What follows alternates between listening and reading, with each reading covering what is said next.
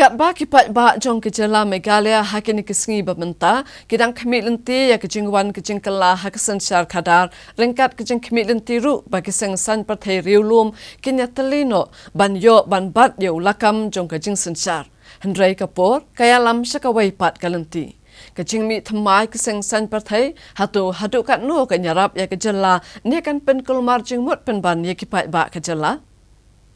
Hakini kesengi bat kisnem balalet kinong shong shenong kejala kila sakhi ya kejing ya perjing mut hakiseng san Pyrthei hakini kejala laki dai kiseng kibahe hakari India ni kiseng riulum hakabakiriu san Pyrthei kila sedang pat ban Thaw ya kiseng san Pyrthei bathamai halor kata katong ban wanra kejing kala hakisen syar kadar bat ban penlit jing mut kampun halor kimat kibakta ya kitra jala nong shong shenong kejala Meghalaya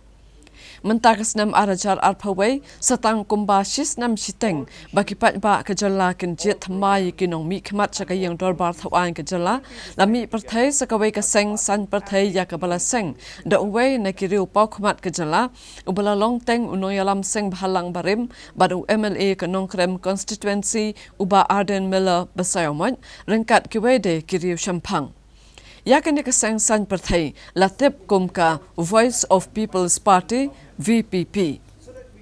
Bat kani ka kanhun kalapan benapat ba yakani hakajie kendu bat kinong pathai kubor hakasan tarik menta ubenai risau arhajar arpawai.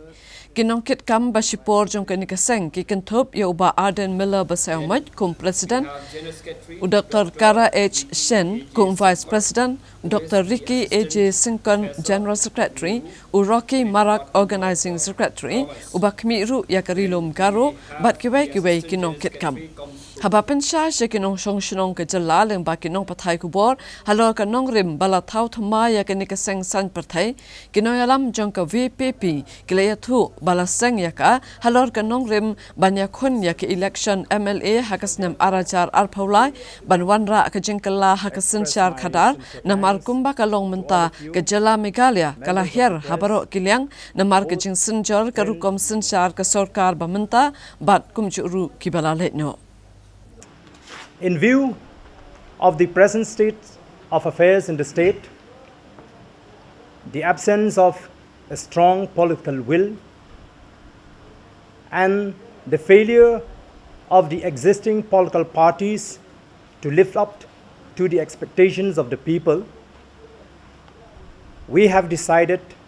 to float a new regional political party, namely Voice of the People Party, in short VPP, in order to bring about a political change in the state. We therefore would like to appeal to the people of the state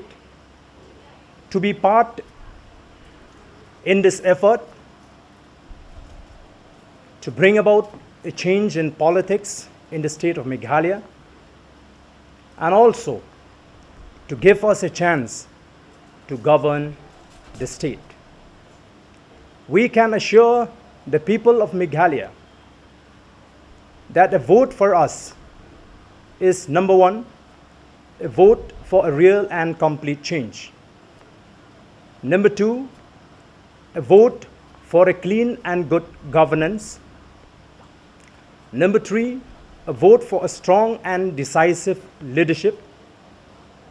Number four, a vote for peace and security. Number five, a vote for an all-round and an inclusive development. And lastly, but not the least, a vote for unity. We strongly believe that today we are giving a message of hope to the people of the state.